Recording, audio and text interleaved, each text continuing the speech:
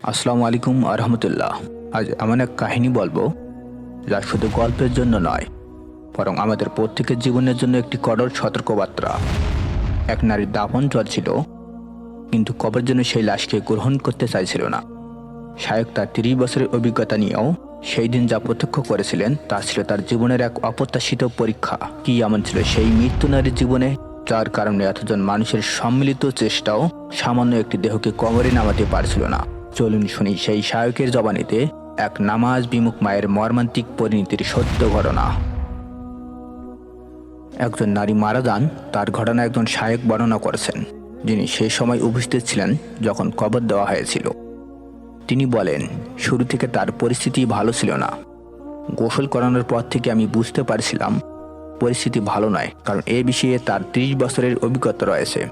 আর শরীর থেকে যে গন্ধ আসছিল, প্রথমে উনি ভাবলেন ঠিক আছে, এমনিই হতে পারে।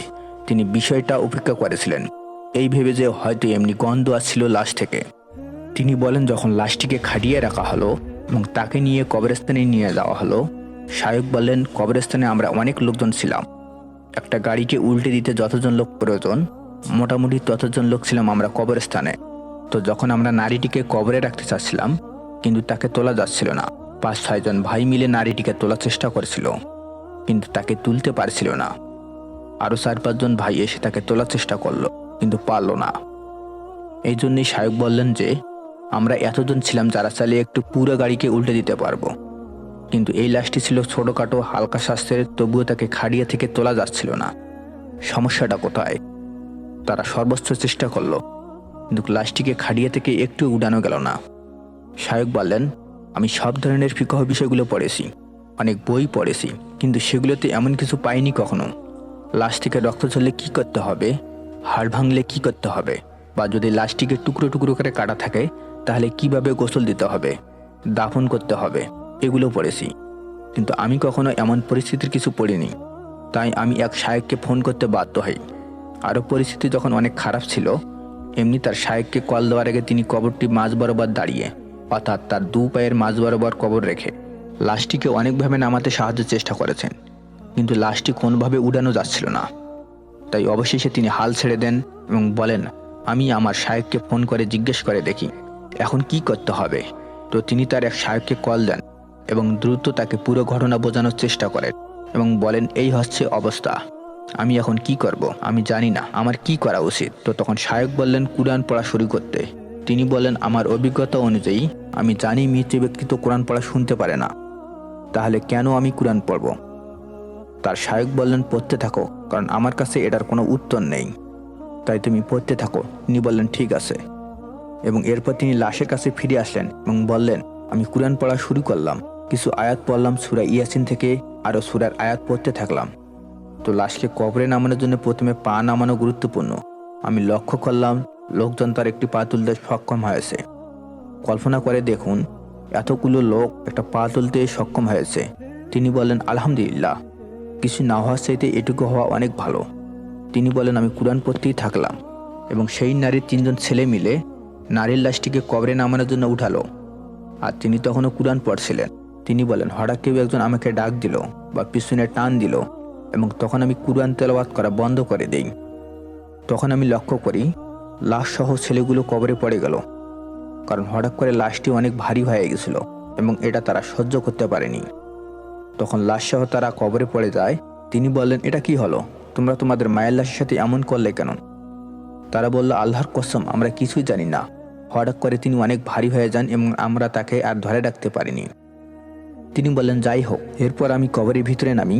আমি বিভিন্ন নির্দেশনা দিছিলাম এবং কুরআন পড়তেই থাকলাম, পড়া বন্ধ করলাম না। তিনি বললেন যে আমি অপরিচিত লোক, তাই লাশটিকে স্পর্শ করতে পারবো না। এখানে তার মাহরমরা রয়েছেন, তার ছেলেরা রয়েছেন, আত্মীয়রা রয়েছেন, তাই আমি তার লাশকে স্পর্শ করতে পারবো না যতক্ষণ না সম্পূর্ণ একা। তাই আমি এখানে শুধু পরামর্শ দিয়েছিলাম যে এভাবে কাজ করো, ওভাবে কাজ করো। আর নারীটির একটি ছেলে অনবরত কান্না করেছিল। শায়ক তাকে জিজ্ঞেস করেছিলেন, কি হয়েছে? সে বলে, আল্লাহ খালিক, আল্লাহ আপনাকে সুরক্ষিত রাখো, দয়া করে আমার মায়ের ব্যাপারটা গোপন রাখুন, দয়া করে কাউকে বলবেন না। শায়ক বললেন, আমি তো এমন কিছুই দেখিনি, তুমি কিসের কথা বলতেছ? সে বলে, ঠিক আছে শায়ক, আপনি শুধু আমার মায়ের ব্যাপারে কাউকে কিছু বলবেন না, তাহলেই হবে। কিন্তু শায়েক তার কথার কিছুই বুঝলেন না। এরপর শায়েক কবর থেকে উঠে আসার সময় ছেলেটি বলে, আমি কি আমার মায়ের চেহারা আর একবার দেখতে পারি? শায়েক বললেন, ঠিক আছে, আমি কবর থেকে উঠে আসি, তারপর তুমি দেখো, কারণ আমি তাকে দেখতে পারবো না। তারপর শায়েক কবর থেকে উঠে এলেন। এরপর ছেলেটি তার মায়ের চেহারা দেখে প্রচুর কাঁদতে কাঁদতে কবর থেকে উঠে আসে। এরপর তারা দাফন ও অন্যান্য কাজ শেষ করে। আর সেই ছেলেটি কবরের ভিতরে থাকা অবস্থায় শায়েককে কথা দিয়েছিল যে কাউকে কিছু বলবেন না। কবর দেওয়া শেষ হলে আমি আপনাকে সব খুলে বলবো। তো এখন কবর দেওয়া শেষ হয়। এখন ছেলেটি কাঁদছিল। তিনি ছেলেটিকে একটু দূরে নিয়ে জিজ্ঞেস করেন, কি হয়েছে, এভাবে কাঁদছো কেন? শায়েক বললেন, তুমি কথা দিয়েছিলে তুমি বলবে আমাকে। সে বলে, না শায়েক, আমি আপনাকে বলতে পারবো না। শায়েক বললেন, তুমি আমাকে কথা দিয়েছিলে, তোমাকে তোমার কথা রাখতেই হবে। শায়েক বললেন, তুমি কথা দিয়েছিলে তুমি আমাকে বলবে। সে বলে, আমি আপনাকে শুধু একটা কথা বলতে পারি। সে বলে যে নারীটিকে কবর দেওয়া হয়েছিল সে তোমার মা নয়?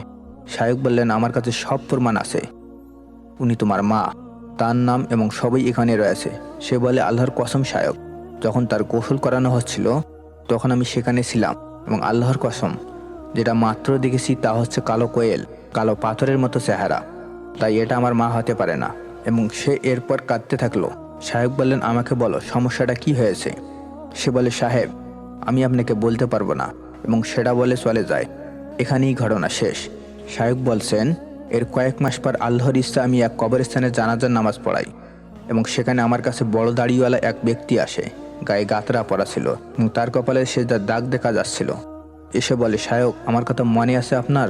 শায়েক বলেন, না, আমার তো মনে পড়ছে না, আমায় দয়া করে মনে করিয়ে দিন।